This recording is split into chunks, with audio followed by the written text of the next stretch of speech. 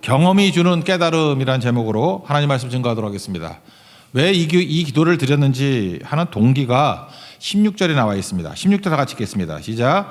하나님을 두려워하는 너희들아 다 와서 들으라. 하나님이 나의 영혼을 위하여 행하시는 일에가 선포하리로다. 그래서 이게 별명이 경험의 노래입니다. 그러니까 경험자가 이제 많은 사람들에게, 경험하지 못한 사람들에게 이렇게 하면 늘 승리하는 크리스찬이 될 수 있다. 그러니까 늘 승리하며 사는 길이 무엇인지 쭉 설명해 주고 있습니다. 그러니까 거인의 어깨 위에 올라서면 잘 보이겠죠. 그래서 경험자의 소리를 듣고 우리도 늘 현장 속에서 승리하는 하나님 백성 되기를 바랍니다. 제가 각 분야에 이렇게 사람들을 만나거나 책들을 보니까 경제 분야라든지 뭐 군사라든지 또는 뭐 학문하시는 분이라든지 대개 이렇게 대가들이나 실력자들의 특징이 있더라고요. 불리한 환경에서 싸우지 않는다는 것입니다. 항상 승리하는 사람들을 보면은 불리한 조건에서는 안 싸워요. 항상 유리한 조건에서 싸워요. 근데 늘 패배하는 사람들 보면은 항상 불리한 조건에서 싸우더라고. 뭐 그럴 수밖에 없을지도 모르겠죠. 그러니까 이게 능력 있는 사람이라는 게 뭐냐면, 실력자라는 것은 싸움의 시간, 싸움의 장소, 싸움의 방법을 자기가 결정할 수 있어요. 그죠? 그러니까 강한 사람하고 싸워서 이기기가 쉽지가 않다고. 왜냐하면 모든 걸 다 그 사람이 결정하니까. 룰도 결정하는 거나 마찬가지죠. 근데 가끔 이런 사람들이 또 교만해지거든요. 그래서 방심하거나 교만해서 상대를 우습게 여겨가지고 허세죠, 허세. 그래, 네가 하자는 대로 한번 해보자. 그러다가 깨지는 거예요. 근데 힘 있는 사람이 진짜 겸손해가지고 불리한 조건에서 싸우지 않는다, 이 자세로 끝까지 나가면 이기기 쉽지 않습니다. 진짜 어려워요. 그러니까 항상 이기는 방법이 뭐겠어요? 우리 신앙생활에 있어서도 유리한 환경을 만들어서 싸워야 된다고요. 그래서 오늘 62편에 나오는 얘기가 뭐냐면, 영적으로 우리에게 유리한 조건을 만드는 게 뭔가, 이렇게 만들어 놓고 싸워라. 그러면 악한 마귀의 싸움에서 백전백승이다. 이런 접근을 하고 있다는 것입니다. 오늘도 이 경험이 주는 깨달음에서 오는 지혜를 받는 우리 하나님의 종 되기를 바랍니다. 첫 번째 내용은 뭐냐면, 찬양의 힘을 가지고 좋은 여건 만들라는 거예요. 찬양의 힘이 좋은 조건을 만드는 능력이 될 수 있다라는 것입니다. 1절부터 4절까지 읽겠습니다. 시작. 온 땅이여 하나님께 즐거운 소리를 낼지어다. 그의 이름의 영광을 찬양하고 영화롭게 찬송할지어다. 하나님께 아뢰기를 주의 일이 어찌 그리 어미하신지요. 주의 큰 권능으로 말미암아 주의 원수가 주께 복종할 것이며 온 땅이 주께 경배하고 주를 노래하며 주의 이름을 노래하리이다 할지어다. 그러니까 힘을 주는 것은 찬양이라는 거예요. 동시에 말씀도 있는데, 찬양은 그 영적 콜라 같은 거라 그랬죠. 빠른 속도로 분위기를 바꿔버리는 힘이 있습니다. 찬양은 빠른 효과가 있어요. 그렇지만 휘발성이 있죠. 찬양할 땐 딱 좋았는데 오래 남지는 않죠. 말씀은 반대로 시간이 걸립니다. 그러나 영속성이 있어요. 고착이 잘 돼요. 그러니까 능력 있는 사람은 찬양과 말씀 이 두 가지 같이 오는 거예요. 찬양을 통해서 빠르게 은혜를 받고 말씀을 통해서 영속적으로 쭉 나갈 수 있는 거, 이 두 가지 힘이 다 필요하다라는 것입니다. 왜 하나님께서 왜 찬송이 이렇게 빠르게 우리에게 힘을 주는지를 알려주냐면, 그렇게 만드셨기 때문에 그렇습니다. 이사야서 43장 21절 보니까 이 백성은 내가 나를 위하여 지었나니 나를 찬송하게 하려 함이니라. 그리고 인간이 가장 인간답게 될 때가 언제냐? 찬송할 때라는 거예요. 그래서 찬송하면 우리가 업됩니다. 찬송하면 우리의 죽었던 기능들이 막 살아나고, 찬송하면 의욕이 상승되고, 찬송하면은 뭔가 이렇게 가속이 붙어요. 그래서 우리 운동할 때도 웜업 한다 그러잖아요. 웜업. 우리 한국말에서 워밍업. 웜업 할 때 그 운동이 되지 않습니까? 마찬가지 찬송은 우리에게 웜업 하는 능력이 있다는 거예요. 뜨겁게 만들고 기능하게 만들고 힘있게 만든다는 것입니다. 사도 바울이 신라와 함께 이제 빌립보 갔죠. 그러다가 감옥에 갇히지 않았습니까? 얼마나 눌려 있었겠어요. 착고에 매였다 그러잖아요. 이게 습기 찬 곳에. 근데 그가 뭘 했죠? 사도행전 16장 25절 보니까 한밤중에 바울과 실라가 기도하고 찬송했다. 죄수들이 듣더라. 옥문이 열리고 뭐 착고가 풀리고 그랬죠. 그게 무엇입니까? 찬송의 힘이 그렇게 강력하다는 것입니다. 빠른 시간 안에 하나님의 강력한 힘이 임하게 만드는 능력이 있다는 거예요. 그래서 성도의 능력이 뭐냐? 찬송이에요. 잠깐 자막 올린 것만 쳐다보지 말고 외워서 부르는 거 좀 짤막짤막 하더라도요. 외워서 부를 수 있는 찬송의 힘이 있다 그러면 언제나 짧은 시간 안에 하나님의 능력이 임하게 된다라는 거예요. 제가 책 추천을 해달라는 사람들에게 해주고 하는데 제가 쭉 보니까 책 추천했던 거 옛날에 보니까 10권 정도가 있더라고. 그래서 오늘 한번 다시 찾아봤어요. 찾아봤더니 그 10권 중에 한 권 들어가는 게 뭐냐면 그 멀린 캐로더스의 그 군목이시거든요. 찬송 생활의 권능. 이거 뭐 활자도 크고 금방 읽어요. 그냥 앉은 자리에서 1시간이면 읽어요. 근데 이 책이 제가 좋았던 이유가 뭐냐면 뭐 저만 그런 것 같지 않아요. 많은 사람들이 이 책에서 많은 힘을 얻어요. 찬송만 했더니 모든 게 다 풀리더라 그런 얘기예요. 찬송했더니 내 믿음이 생기고 찬송했더니 사람들이 변화가 되고 찬송했더니 막힌 것들이 다 열리게 되고 찬송했더니 불평하는 마음에도 감사로 바뀌게 되고 하여튼 찬송의 힘으로 돌파한 이야기들 전체가 다 예증이에요. 예증 쭉 썼는데 우리 앞세대들이 이 찬송 생활의 권능 이거 읽고 엄청 힘을 얻었어요. 그러니까 뭐예요? 찬송의 힘이죠. 찬송의 힘으로 이 유리한 조건을 만들어 놓고 싸우라는 거예요. 여러분 찬송의 힘이 임하는 하나님의 종 되기를 바랍니다. 두 번째 내용은 뭐냐면 공동체가 주는 믿음의 유산을 받으라는 거예요. 두 번째는 공동체의 힘이라는 것입니다.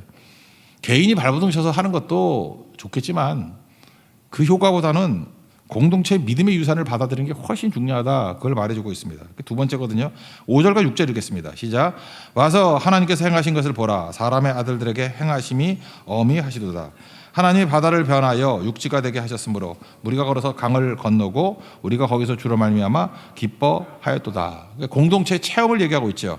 특별히 6절 같은 데 보니까 바다를 변하여 육지가 되겠다. 홍해 체험이고 그다음에 우리가 걸어서 강을 건넜다. 요단강 체험이고 거기서 주로 말미암아 기뻐했다. 가나안 정복 체험 뭐 이런 거 아니겠습니까? 다 공동체의 체험이라는 거예요. 그래서 공동체에 함께하기만 해도 거기서 강력한 믿음을 얻는다는 것입니다. 그러니까 마귀가 하는 일이 뭐겠어요? 모이지 못하게 하는 거예요. 혼자 있으면 성장 거의 없습니다. 더디다고요. 근데 모일 때 모여서 기도하면 폭발이 나고요. 모여서 예배하면 하나님의 임재가 있고요. 모여서 선교하면 역사가 벌어지죠. 그러니까 예배, 기도, 선교 다 뭐예요? 공동체 힘이라고. 교회 힘이 그거 아닙니까? 뭐 혼자 믿어도 되는데 왜 다 모여서 이렇게 믿죠? 공동체 힘이 있기 때문에 그렇다라는 것입니다. 이거 굉장히 강하게 붙들어야 된다라는 거예요. 이 공동체 힘이 약간 이렇게 충돌되는 거 가지고 논쟁이 벌어지는 게 있어요. 요즘에 많이 벌어지는, 요즘보다도 한 십몇 년 전에 논쟁이 제일 심했던 것 같은데 주일학교 문제예요. 주일학교 문제. 우리 자녀들 이렇게 주일학교 보내잖아요. 그 영유아부, 뭐 유초등부, 청소년부 이렇게 보내고 하는데 뭐 심지어 어떤 데는 대학부도 있고 막 그러잖아요. 근데 과연 이 또래 집단끼리 모여서 이렇게 하는 것들이 이게 과연 성경적이고 맞는 건가? 그래서 제가 진체제 처음 할 때는 다 없애버리고 그냥 다 합쳐버렸어요. 진에 다 섞여가지고 하는 걸로. 그러다가 하도 아우성을 쳐가지고 또 다시 시작을 했는데 19세기는 주제가 뭐였냐면 자유였어요. 자유. 어떻게 하면 개인적인 자유를 줄 것인가. 20세기는 평등의 세대예요. 자유 다음에 평등. 21세기는 공동체거든요. 공동체가 깨지고 나니까 다 무너지게 되더라는 거예요. 그래서 공동체 회복에 관한 얘기를 하고 있습니다. 원래 신앙교육은요, 가정에서 했어요. 가정에서. 그리고 예배, 가정과 예배, 공예배죠. 그 두 가지로 이루어졌다고. 그리고 필요하다 그러면 카테키스모스라 그래서 교리 교육 시켜고. 우리 지금 소위를 문답하는 거 있죠. 그거 가정과 교회에서 가르치고 그 정도였어요. 그리고 가정이 교육을 책임졌다고요. 근데 1780년이 처음으로 주일학교가 시작된 것인데 주일학교죠. 썬데이 스쿨. 산업혁명이 일어났습니다. 근데 아이들이 뭐 노동하고 글도 모르고 그래요. 그래서 교회에서 원래 글 가르친 거예요. 글 가르치고 성경 가르치고. 그래서 그게 주일학교 시작이 된 거라고. 썬데이 스쿨. 250년밖에 안 됐습니다. 그 이전에는 주일학교 없었어요. 그 이전에는 신앙교육이 중심이 가정이었고 신앙의 전수가 가정에서 이루어졌다고. 그래서 아이들이 믿음이 있는지는 가정에서 책임진 겁니다. 부모로부터 신앙을 물려받은 거거든요. 그래서 가정 예배가 굉장히 중요했다고. 그래서 우리 교회도 가정 예배 하자 그러는데 뭐 잘 안 되는 것 같아요. 그죠? 바빠서 그런지 모르지만 가정에서 이렇게 알려주는 거라고. 그리고 공예배를 통해 가지고 그러다가 이게 영국부터 시작됐는데 이 영미계통의 교회들의 영향을 받아가지고 이제 주일학교가 활성화가 됐다고요. 주일학교 특징이 뭐죠? 또래 집단 모아놓자는 거 아니에요. 또래 집단 모아놨더니 세상하고 별로 달라진 게 없어. 교회는 보편적이 돼야 되잖아요. 또래 집단끼리 모여 있으면 특징이 뭐죠? 비교하고 경쟁하고, 또 원래 세대 간의 갈등이 없어야 되는 건데 갈등이 생기고 자기들끼리만 있으니까. 그러니까 너무 부작용이 많아진 거야. 교회의 공동체성이 다 깨져버리고 이게 과연 맞나? 저는 그래서 사실 기본적으로는 저는 주일학교에 대한 부정적인 생각이 많이 있었어요. 원래 신앙은 가정과 공예배를 통해서 배우는 건데 이게 깨져가지고 과연 또래 집단에서 선한 것이 나올 수 있는가?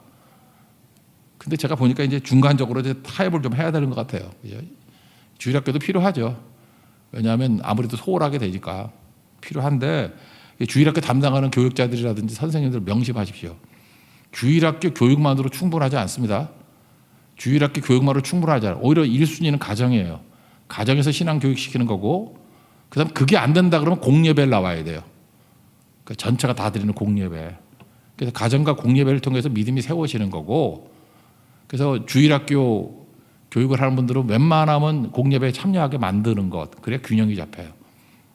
그리고 공예배를 드릴 때 또 자기 또래, 남전도에 여전도에 있듯이 또래들 전도하기 쉽다 그러면 또 주일학교도 필요하겠죠. 그래서 공예배만 드리는 학생들은 또 자기 파트가 있는 그 주일학교에 참여할 수 있도록 권유해 주는 거. 그래서 이렇게 균형을 잡는 게 중요해요. 근데 만약에 둘 중에 하나만 딱 한다 그러면 저는 가정과 공예배가 맞다고 생각을 합니다. 그게 정경적이고 초대교회부터 1800년 동안 계속 이끌어왔던 일이에요. 계속 그렇게 왔다고. 주일학교는 200년 남짓밖에 되지 않았다고요. 그래서 그게 원칙이다라고 생각하는 것은 아니다. 이걸 꼭 붙들었으면 좋겠습니다. 그러니까 무슨 얘기예요? 공동체의 힘이 어마어마하다는 거예요. 그래서 이스라엘 백성들의 교육이 뭐 주일학교가 있습니까? 거기에. 그죠? 가정에서 가르치고 그다음에 전체가 모이는 공예배를 통해서 하나됨을 누리는 거. 이게 중요한 것이다라고 하는 경험자의 깨우침입니다. 하나님 앞에서 이걸 잘 붙들고 공동체의 힘으로 우리가 항상 유리한 조건에서 싸울 수 있는 하나님의 권능의 종 되길 바랍니다. 우리 교회에서도 보니까 그래요. 예배기도 성교, 이게 성교 많이 따라다니고 했던 우리 잘하는 청소년들이나 뭐 이런 사람들이 인물이 거기서 나오더라고. 또래 집단에만 이게 매몰되어 있는 애들 중에서 인물이 잘 안 나와요. 왜 그러냐면 부작용이 되게 많거든. 거기서 얻는 것도 있지만 잃는 게 되게 많아요. 또래 집단의 그 악이나 거짓 뭐 이런 것들이 영향받아가지고 더 어려워질 수 있습니다. 그러니까 이 균형이라는 게 되게 중요한 건데 공동체의 힘이 중요하다. 이걸 꼭 붙들었으면 좋겠습니다. 세 번째는 시험과 유혹인데 시험은 견디고 유혹은 버리라는 것입니다. 그러니까 시험, 하나님 시험하시죠. 테스트. 마귀는 유혹하죠. 템테이션. 근데 시험을 잘 견디면은 연단의 힘을 갖게 된다. 그런 거예요. 그래서 힘을 어디서 얻어요? 시험을 통한 연단을 통해서 강력해질 수 있다. 그걸 말하고 있습니다. 10절부터 12절까지 읽겠습니다. 시작. 하나님이여 주께서 우리를 시험하시되 우리를 단련하시기를 은을 단련같이 하셨으며 우리를 끌어 그물에 걸리게 하시며 어려운 짐을 우리 허리에 메어 두셨으며 사람들이 우리 머리를 타고 가게 하셨나이다. 우리가 불과 물을 통과했더니 주께서 우리를 끌어내사 풍부한 곳에 들이셨나이다. 하나님만 따라가면 반드시 뒤를 따라오는 사람이 있습니다. 그죠? 그러니까 이게 공동체가 되는 거죠. 근데 이 공동체 생활을 하다 보면 시험과 유혹이 있다는 것입니다. 시험은 하나님이 허용하시는 거니까 테스트겠죠. 유익이 있는 거고 마귀는 유혹하죠. 템테이션. 우리 망하라고, 죽으라고. 그러니까 시험이 오는 것은 견뎌야 되고 유혹은 피하고 버려야 된다는 것입니다. 시험은 이렇게 설명하잖아요. 그 단련하는데 은을 10절 보세요. 우리를 단련하시기를 은을 단련한 같이 하셨다. 그리고 여기 보니까 어려운 짐을 우리 허리에 메어 두셨으며 우리 아프리카 뭐 이야기 옛날 했잖아요. 어떤 급류가 있는데 건너갈 때 큰 돌 들고 가라고. 그냥 가면 휩쓸려 가는데 큰 돌을 들고 가면 무게가 있으니까 휩쓸려 가지 않는다고. 뭐 그런 거하고 거의 같은 개념이겠죠. 묘한 게 그래요. 이렇게 맨몸으로 갈 때 안전한 게 아니고 하나님께서 이 세상의 급류에서 우리를 살리기 위해서 자기 십자가 지고 가게 만드셔요. 참 묘해요. 저도 개인적으로 볼 때 그래요. 자기 십자가를 지고 갈 때 무거운데 안전해요. 진짜요.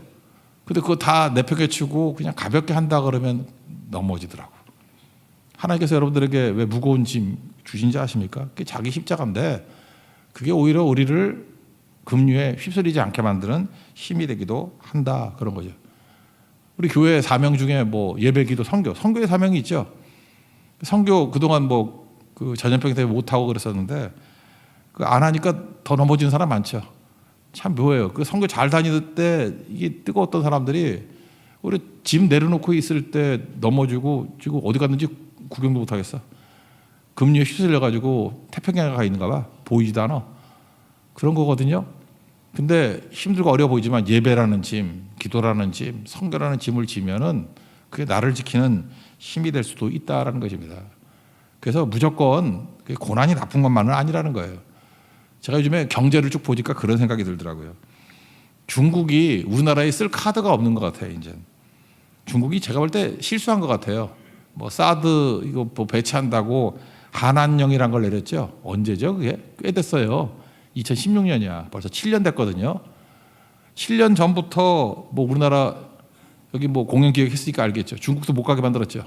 2016년부터 중국 막고 뭐 가수들 막고 드라마도 막고 뭐 다 막아버려가지고 오히려 잘 된 거 아니에요? 그래서 중국 시장 안전한 시장이었거든. 조금만 투자해도 되는데 그거 포기하고 세계를 향해 나가니까 뭐 오징어 게임 이런 것도 나오고 뭐 세계적인 게 나오지 않아요? 그죠? 세계를 대상으로 하니까. 그리고 또 경제도 마찬가지죠. 화장품 그 회장님이 저 대학교 동문인데 아모레 파스 거기도 그렇게 잘 나가다가 팔리지도 않는데 지금 안 사가지고. 그리고 핸드폰도 1%, 삼성도 거의 없어요. 중국 가면 한학령이 그런 거거든요. 대신에 중국 안 팔고 딴 데 가서 파니까 더 잘 되는 부분도 있잖아요. 그래서 소비재는 거의 사질 않는데요. 그래서 결국 중간재 같은 거 있죠. 재료 이건 뭐 주고받고 할 수밖에 없으니까. 중국이요 뭐든지 다 거부하는 게 아니에요.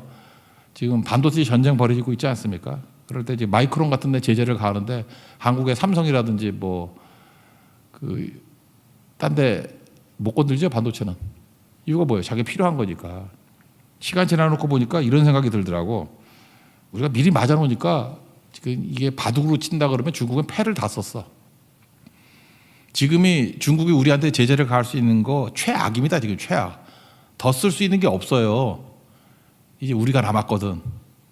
그래서 제가 7년 동안에 이 경제하는 것들을 보면서 야, 중국 때문에 어려움 당한 사람들이 많이 있지만 7년을 잘 버텨서 이제 중국은 카드가 없어요. 패가 없어. 이제 우리가 후드로 팰 일만 남았어요. 우린 안 써도 되고 써도 되고 그래요. 진짜라고요. 여러분 그 현장에 안 있어봐서 모르지만 맞을 거 다 맞았다고. 이게 지금 힘들었지만 7년 지나고 나고 보니까 엄청난 유리한 위치에 놓인 거죠. 싸움은 언제 싸워야 돼? 이때 싸우는 거야. 유리한 조건에서 싸워야 된다고. 하나님께서 우리에게 십자가 지게 만들고 어려움 당하게 만들어서 억울하고 이해가 안 되고 그런 것들이 있죠. 쭉 지나보세요. 어느 순간인가 딱 보니까 상대방을 쓸 카드가 없고 나는 엄청난 유리한 조건에서 싸울 수 있는 힘이 되더라는 거예요. 그래서 시험과 고난이 유익이다. 이해가 되시죠? 끝까지 견디면 하나님께서 유리한 조건에서 싸워서 늘 승리하게 만들어 주신다는 것입니다. 여러분 시험을 통과해서 항상 연단의 힘을 가지고 승리하는 하나님의 종 되기를 축원합니다. 그다음 마지막 네 번째 하나 더 살필 건 뭐냐면 미래의 길 관리를 하라는 건데 서원한 것은 지키라 그런 거예요. 서원이라는 건 내가 어려울 때 하나님 앞에 한 약속 아니에요. 뭐 평탄할 때도 하지만 서원은 되게 어려울 때 하는 거 아닌가?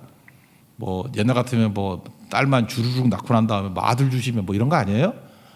그런 거 아닌가? 뭐 다 망할 때 서원하잖아. 저같이 뭐 이렇게 죽을 병 걸렸을 때 살려만 주시면 뭐 이런 게 서원 아니에요? 그러니까 서원은 악조건에서 하는 거라고. 근데 그거를 하나님이 들어주심으로 말미암아 내 수준보다 훨씬 높은 수준으로 갈 수 있죠. 그래서 서원한 거를 지키는 걸 통해서 우리가 커질 수 있다는 거예요. 그걸 얘기하고 있습니다. 13절부터 15절까지 읽겠습니다. 시작. 내가 번제물을 가지고 주의 집에 들어가서 나의 서원을 주께 갚으리니 이는 내 입술이 낸 것이요 내 환난 때 내 입이 말한 것이니이다. 내가 순양의 향기와 함께 살진 것으로 주께 번제를 드리며 수소와 염소를 드리리이다. 그러니까 환난 때 말한 것, 내 마음 가운데 가장 간절할 때 드렸던 기도라고. 그 다음에 해결되고 난 다음에 순종하라는 거예요. 그 스코틀랜드 속담 같은 게 있죠. 어떤 애가 울타리 밖에 넘어가질 않는 거예요. 그랬더니 모자를 뺏어가지고 확 던져버린다 그러죠. 뭐 영어에 뭐 수거도 있는데 예, 담장 밖으로 모자를 던지다 그런 거거든요. 도전하다 그런 뜻이에요. 그 자기 모자 찾아와야 될 거 아니에요. 비로소 울타리를 넘어가더라. 하나님께서도 우리를 그럴 때가 있어요. 하도 맨날 이렇게 좁은 곳에 있으면 내가 귀하게 여기는데 모자를 뺏어가지고 확 던져버리신다고. 모자 찾으러 가다가 커질 때가 있다라는 거죠. 우리 누가복음 6장 38절 보니까 주라 그리하면 너에게 줄 것이니 후히 되어 누르고 흔들어 넘치도록 하여 너에게 안겨주리라. 그 뒷부분 너희의 헤아리는 그 헤아림으로. 그 헤아림은 뭐예요? measure. 그죠? The measure you give. 네가 주는 그 measure. 이게 뭐라 그러죠? 이렇게 나의 헤아림, 메조링요, 내 그릇, 그죠? 그만큼 내 헤아림이 나를 결정한다. 그 헤아림만큼 하나님께서 measure you get back 그대로 받는다는 거예요. 다시. 그러니까 메저가 언제 커져요? 위기 상황이 커져요. 서원할 때 커져요. 하나님 앞에 서원할 때 뭘 많이 달라 그러잖아. 그래서 이따만큼 주세요. 뭘 하면 그래서 내가 보통 때 못할 일을 막 약속하잖아요. 지키라고요. 그거 지키면은 믿음이 몇 단계가 업그레이드 돼 버립니다. 놀랍게 된다는 거예요. 이게 되게 중요한 거죠. 그래서 헤아림은 내가 결정하는 거 아닙니까?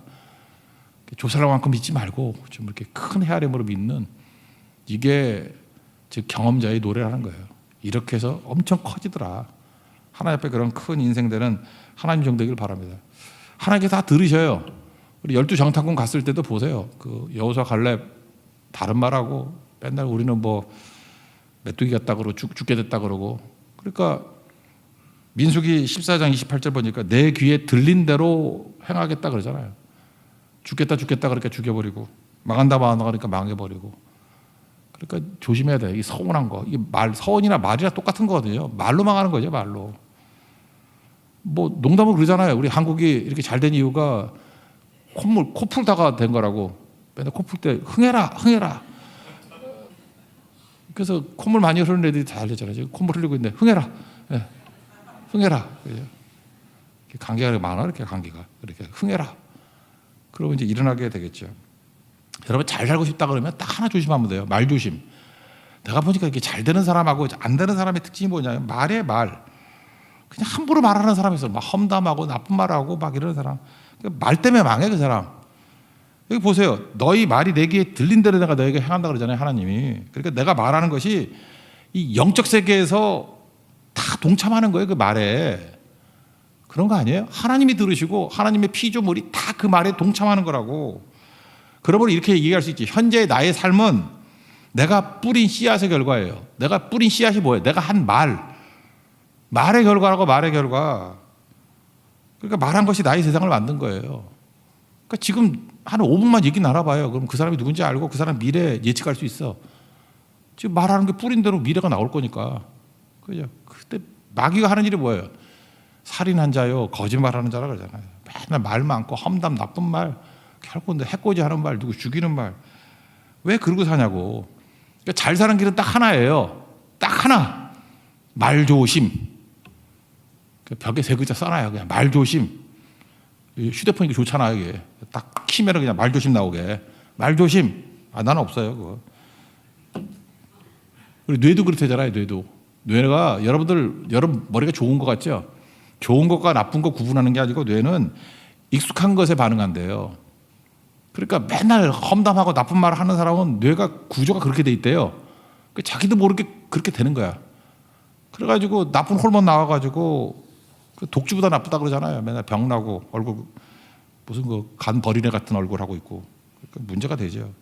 대신 말씀이 지배하면은 찬송이 지배하면 감사가 나고 비전이 나오고 뭐 좋은 호르몬 모르겠다 뭐 세로토닌 같은 거 뭐 그런 거 나오겠지 뭐 막 밝아지고 치유되고 의욕 상승하고 그러더라고요.